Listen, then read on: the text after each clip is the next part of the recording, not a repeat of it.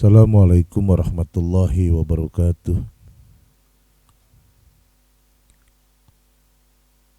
Bismillahirrahmanirrahim. Bismillahi alhamdulillahi ghaibus samawati wal ardi wa ma amrus saati illa kalamil basar au huwa atsrabu innallaha ala kulli syai'in qadir. Ashhadu an la ilaha illallah wa ashhadu anna Muhammadar Rasulullah. Allahumma salli wa sallim wa barik ala Sayyidina Muhammad wa ala ali Sayyidina Muhammad Imamil salamah khataman nabiyyi la nabiyya ba'dah. Faqala Allah ta'ala fil Qur'anil Karim. Bismillahirrahmanirrahim. Ya ayyuhalladzina amanu taqullaha haqqa tuqatih wa la tamutunna illa wa antum muslimun. Amma ba'du.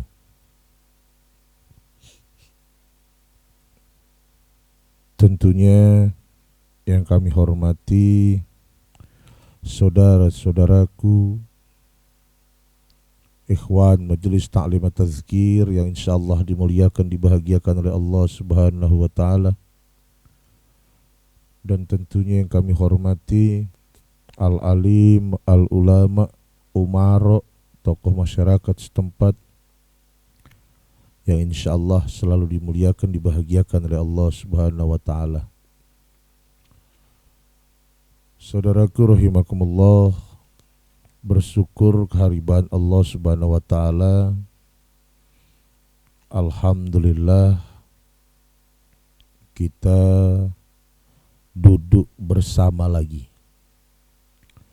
Alhamdulillah kita kumpul di tempat yang baik dengan tujuan yang baik, thalabul ilmi, belajar memperbaiki diri dengan mendekatkan diri kepada Allah Subhanahu wa taala. Karena Allah lah yang maha baik, Allah lah yang maha benar. Semoga niat kita belajar dekat kepada Allah membawa kita kepada kebaikan dan kebenaran hidup di bumi Allah Subhanahu wa taala. Salawat teriring salam kehadiran junjungan agung Nabi besar Muhammad sallallahu alaihi wasallam yang selalu kita nanti-nantikan syafaatnya fid din wal akhirah. Saudaraku rahimakumullah,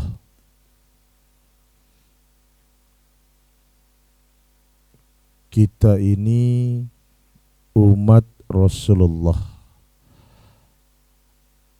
hamba Allah.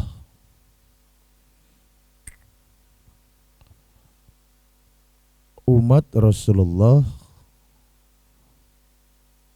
adalah umat yang akan diselamatkan oleh Nabi kita Muhammad sallallahu alaihi wasallam dengan catatan kita mau melaksanakan perintah Allah, menjauhi larangan Allah, dan tentunya khususnya mencontoh pribadi Rasulullah dan bersolawat kepada Rasulullah sallallahu alaihi wasallam.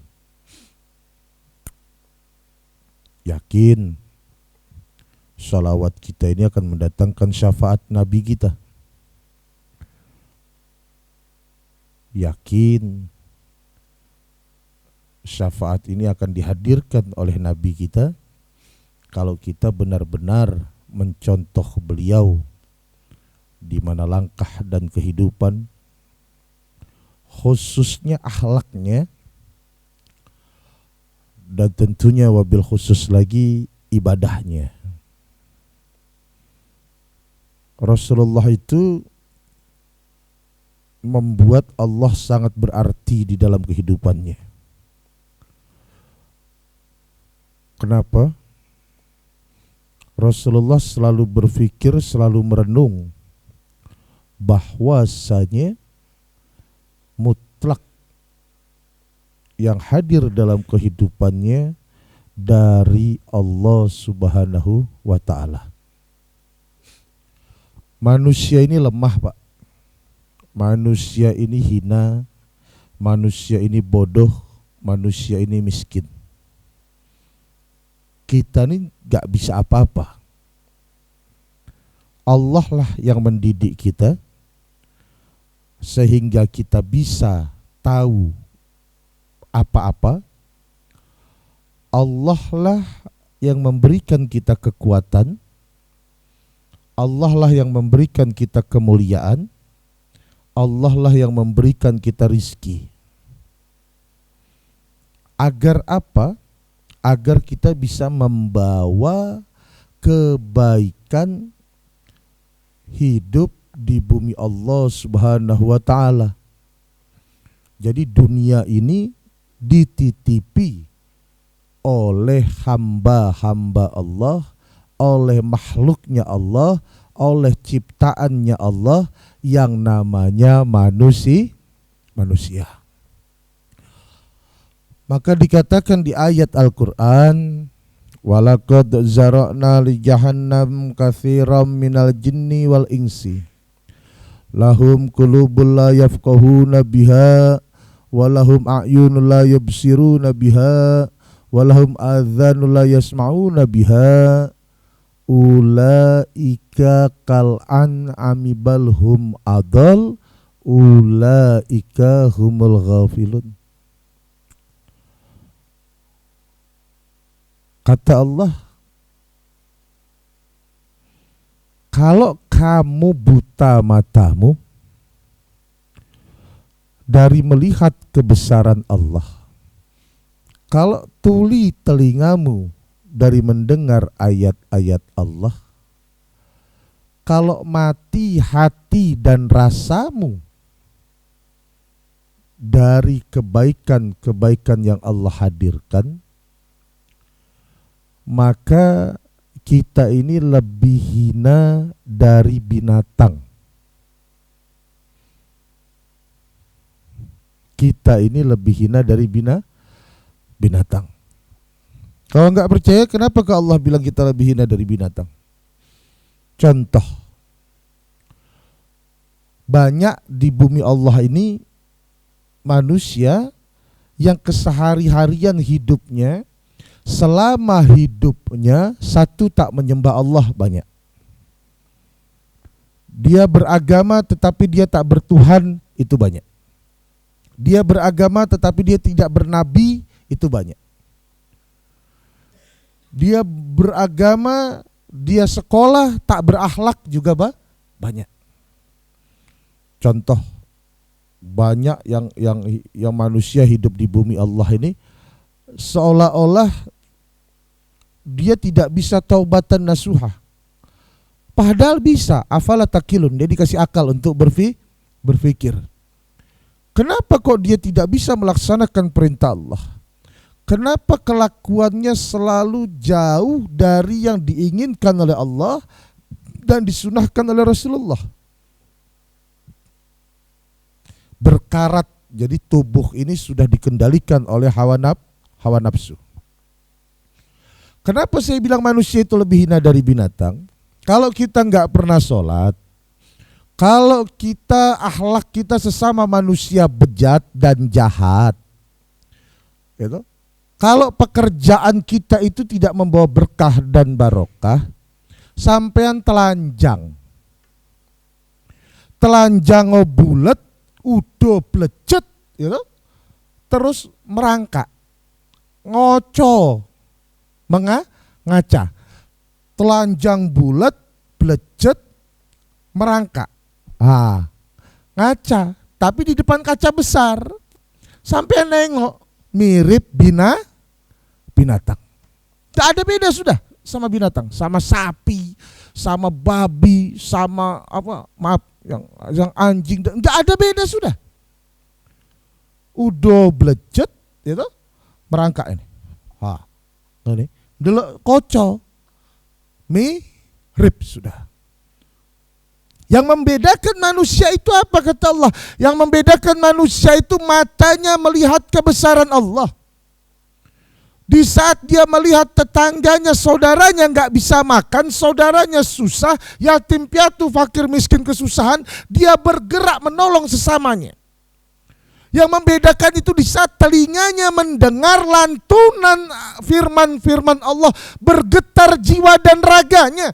Akhirnya akalnya berpikir tentang firman-firman Allah dan maunya Allah. Yang membedakan itu apa? Dia punya hati dan rasa, akal fikirnya menjadi satu kesatuan, membuktikan bahwasanya dia adalah ciptaan Allah yang sempurna dan disempurnakan oleh Allah Subhanahu wa taala sehingga dia bisa membawa kebaikan bagi orang lain. Ini yang membedakan binatang dengan manusia. Saudaraku rahimakumullah. Kalau kita ini mau dianggap manusia, maka ayo Pak, ayo semangat bangkit berpikir bahwasanya saya akan kembali kepada Allah dalam keadaan telanjang. Bahwasanya saya akan kembali kepada Allah hanya bekal kain kafan. Bahwasanya rumah yang gedong magrong itu hanya rumah gedung dan magrong hanya di dunia, sedangkan rumah hakiki kita 1 kali 2 meter. Tak ada yang kubawa suatu apapun. Yang kubawa adalah amal solehku, yang kubawa adalah ibadahku, yang kubawa adalah doa dari anak-anakku. Saudaraku rahimakumullah. Lihat di dunia maya. Lihat di media sosial. Anak membunuh orang tua membunuh anak. Anak nidurin orang tua nidurin anak. Kita lihat di media-media nyata sekarang. Betapa banyak contoh dihadirkan oleh Allah bahwasanya Allah menciptakan neraka itu untuk diisi dan Allah menciptakan surga juga untuk diisi. Maka ayo, selagi kita diberi hidayah oleh Allah, selagi Allah ini cinta dan sayang kepada kita, dipertemukan dengan orang-orang baik, dikumpulkan dengan orang-orang soleh, dititipkan kita kepada kedua orang tua yang baik, diberi kita generasi penerus yang baik, dibuat harta kita bermanfaat, maka ayo jangan sia-siakan apa yang diberikan oleh Allah Subhanahu wa ta'ala. Enggak lama loh Pak, batas waktu kita 60-80 tahun. Kenapa 60-80 tahun? Karena kalau sudah 80 tahun ke atas itu kita lupa. 80 tahun ke atas itu kita bisa jadi Quran rusak Pak. Paham sampean Quran rusak? Quran rusak itu dibaca enggak bisa, dibuang dosa. Dibaca enggak kebaca, dibuang durhaka. Itu Quran rusak.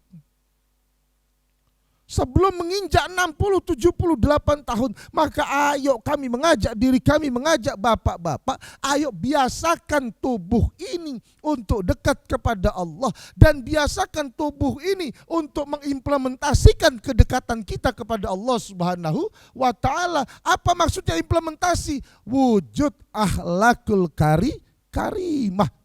Tunjukkan kepada dunia bahwasanya Islam rahmatan lil alamin. Tunjukkan kepada saudara-saudara kita selain agama muslim bahwasanya muslim itu rahmatan lil alamin. Tunjukkan kepada lingkungan bahwasanya Islam itu rahmatan lil alamin. Tunjukkan kepada keluarga bahwasanya Islam itu rahmatan lil alamin. Karena Allah sudah berpesan, ya ayyuhalladzina amanu, hai orang-orang yang beriman, ittaqullaha haqqa tuqati wa la tamutunna illa wa antum muslimun. Setiap hari Jumat khatib menyampaikan ayat Allah ini. Setiap hari Jumat khatib berpesan kepada jamaah Jumat, Hai orang-orang yang beriman, bertakwalah kamu kepada Allah, bertakwalah kamu kepada Allah, dan jangan sekali-kali kamu mati tidak beragama Islam. Jangan sekali-kali kamu mati kalau belum Islam. Apa maksud Islam di situ? Selamat. Kita punya PR, punya tugas. Kita harus menjadi hamba Allah yang selamat. Kita punya PR, kita punya tugas. Kita harus bisa menyelamatkan istri kita. Kita harus bisa menyelamatkan anak kita. Kita harus bisa menyelamatkan harta kita. Apa maksudnya selamatkan harta? Cuci hartamu ini dengan apa? Dengan menyantuni yatim piatu, fakir miskin. Dengan menyantuni kepentingan orang banyak. Dengan menyantuni saudara-saudaramu yang membutuhkan. Apapun status sosialnya, apapun agamanya, tunjukkan Islam rahmatan lil alamin. Saudaraku rahimakumullah. Sebentar loh. 10 tahun itu sebentar. 20 tahun itu sebentar. 30 tahun itu sebentar. Tak terasa loh, kita sudah mulai lemah. Tak terasa loh, kita sudah mulai kadang lupa. Maka kalau tak biasa, alangkah ruginya. Majelis Taklim At-Tazkir mengajak diri kami pribadi, juga mengajak kepada saudara-saudara, juga mengajak kepada seluruh umat muslim. Ayo biasakan menyembah Allah. Ayo biasakan memanggil-manggil nama Allah. Ayo biasakan mencontoh sunnah Rasulullah. Bagaimana menyembah Allah? Sholat 5 waktu istiqomahkan. Buat sholat 5 waktu itu adalah hal yang sangat berharga dan berarti bagi kehidupan. Buat kalau bisa ini tumbuhkan mindset pikiran kita. Kalau saya ninggalin sholat subuh, saya rugi 10 juta. Kalau saya ninggalin sholat, apa kita buat? Seolah-olah kita rugi besar kalau kita meninggalkan sholat 5 waktu. Buat hati ini juga selalu ingat kepada Allah Subhanahu wa Ta'ala. Buat hati ini selalu ingat kepada Allah Subhanahu wa Ta'ala. Takut kalau nanti kembali kepada Allah dalam keadaan tidak memanggil-manggil nama Allah Subhanahu wa Ta'ala. Kenapa? Jalaran Tresno Soko Kulino. Sering kita lihat di saat seseorang sakaratul maut, di saat seseorang itu naza, dia merasakan sakit yang luar biasa, telinganya tuli, hidungnya tersumbat, matanya kabur, pikirannya sudah tak karuan. Kenapa? Karena dia menahan sakit, kata Rasulullah.